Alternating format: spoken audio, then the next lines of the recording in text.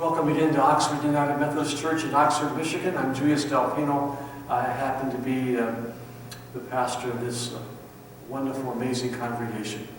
I'm glad you're with us today, and I pray that this service in some way will touch your life, and that maybe a word spoken or music that you've heard, or just the time of silence and prayer will help you face your journey for the Lenten walk. I'm glad you're here. Thank you for the privilege of your time.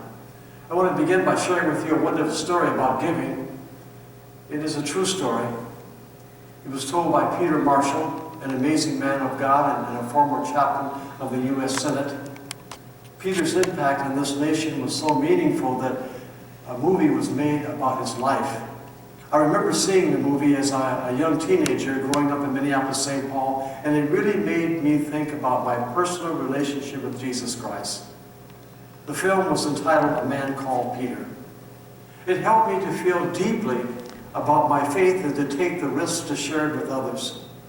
After seeing the film, I began to hear the voice of God in a very real, different way. So thank God for Peter Marshall, and we'll forgive him for being a Presbyterian minister. I'm only kidding. Peter Marshall, a renowned preacher, writer, creative thinker, and servant of God, once said, "I became chaplain of the Senate. They told me I was supposed to pray for the Senate, but I took a look at the senators and decided instead to pray for the country." I hope you found that funny, because I did. Yes, he even had a keen sense of humor. Good for him. Peter once told a true story about a wealthy British family who went to Scotland one summer for a vacation. And both parents were really looking forward to being in the countryside with their son. But one fateful day, the son ventured off by himself, and he got himself into serious trouble. As the English boy walked through the woods, he came across an old abandoned swimming hole. For most adults, that place would have said, "No, stay away," but not for this young lad. To him, it looked like fun, so he took off his shoes and his shirt, and he decided to jump in. The boy was totally unprepared for what happened next. Unexpectedly, he was immobilized by a painful attack of swimmer's cramps.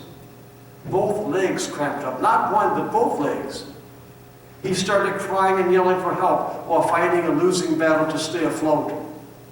By chance, there was a young Scottish farm boy working in a nearby field. He heard the cries for help and came dashing across the field to rescue him. He jumped into the water quickly and brought the drowning English boy to safety. The father of the rescued boy was very grateful. The Scottish farm boy had saved his son's life. But the next day, the father thanked the Scottish boy for what he did for his son. And they visited together. The English father asked the young Scottish boy what he planned to do with his future. And the boy said, "Well, I suppose I'll just stay here and be a farmer like my dad." "Is there something else you'd rather do?" asked the father. "Oh, yes," answered the Scottish boy. "I've always wanted to be a doctor. But we are too poor to just can't afford it." "Never mind that," said the English father. "If you really want to be a doctor, you shall have your heart's desire. You go study medicine. Make all your plans, and I'll take care of all your costs." Wow. So that young Scottish boy did go on to become a doctor, and the grateful English father paid for all of his expenses. In December of 1941, when Winston Churchill was the Prime Minister of England and one of the great leaders of the world, Churchill became seriously ill with pneumonia while on a state visit to Africa. It was a serious situation, so the word was sent to the noted physician Alexander Fleming to come immediately. Alexander Fleming was the doctor who had discovered the new drug penicillin. So Fleming flew to Africa from England. He administered his new drug to the Prime Minister, and in so doing, the doctor saved the life of Winston Churchill for the second time. The second time, you may ask? Alexander Fleming was the young Scottish farm boy who had plunged into the waters of that old abandoned swimming hole in Scotland many years before to save the life of a young English boy who just happened to be Winston Churchill. This story vividly illustrates the captivating principle of giving and living that Jesus underscores in the 6th chapter of Luke's Gospel. Here it is. What goes out comes back. Or as Dr. Charles Adams, the senior minister of the Harper Memorial Baptist Church in Detroit once said, he said, the measure we give is the measure we get. Let's face it. The more love and care we put into our most prized relationships, the more fulfilled we are. The more love and concern and kindness we share in this community, it will come back. As a young boy, Fleming risked his life to save someone he did not even know. He gave all that he had, expecting nothing in return. He did it because it was the right thing to do. He did it because it was a moral thing to do. He did it because he understood generosity. It was a loving thing to do. That unselfish act resulted in his dream becoming a reality. He got to become a doctor. Winston Churchill's father gave Fleming his medical education. He gave him this opportunity expecting nothing in return. He gave it for one reason and one reason only. He was profoundly grateful. Grateful that his son's life had been saved. Grateful that someone would risk it all to save his son's life. Jesus also points out that there is a close relationship between giving and receiving. It is blessed to give. It really, really is blessed to give, to forgive. But Christian giving is not a game. It is not a strategy or scheme designed to get God's favor or to get other people to do nice things for us. That is not why we give. That kind of giving is not in harmony with the teachings of Jesus.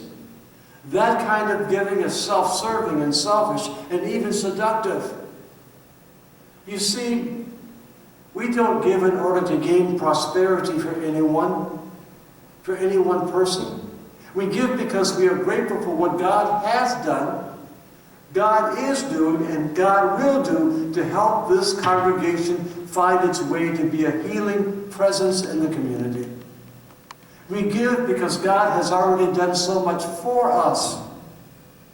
We give because God sent us angels to help pave the way for this congregation to find itself. Not for itself, but for the community and for people who need the presence and spirit of this congregation. Give and it will be given to you. For the measure you give will be the measure you get. Give and be hopeful. Give and be joyful. Give and be relevant. Now what does Jesus mean? What we send out tends to come back. The more we put in, the more we get back, the more we get out. The measure we give is the measure we get. You get the point, don't you? Now I know some of you may be saying, Dr. Del Pino, Reverend Del Pino, Julius, Pastor, you're talking to the choir. But isn't it true that we all could do a little better? Isn't it true we could all do a little better? I know I can and I will by the grace of God. Isn't it also true that if we are loving and caring and generous people, if we extend the love of Christ, love comes back to us many times over. If we reach out to others, people that we don't even know, with kindness and respect, kindness will be returned. If we really pour positive, not negative, but positive energy and time into this congregation, into its ministries, oh, how we will be blessed, and the ministries will flourish, and people's lives will be blessed beyond measure.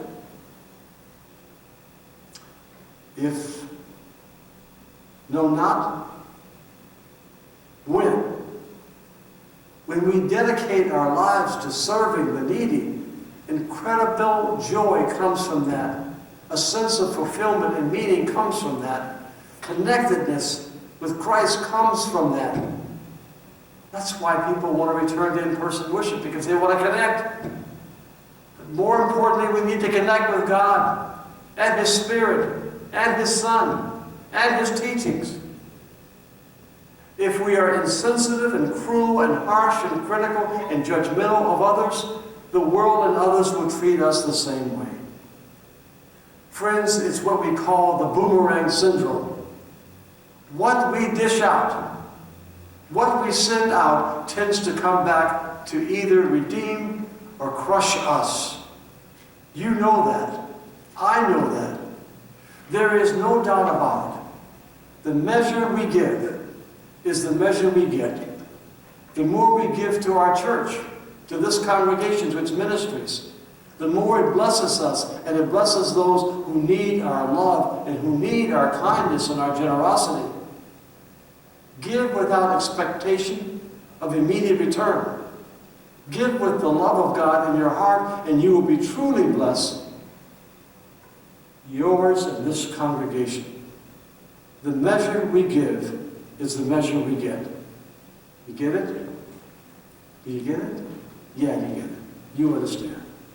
Blessed be the name of the Lord. Amen.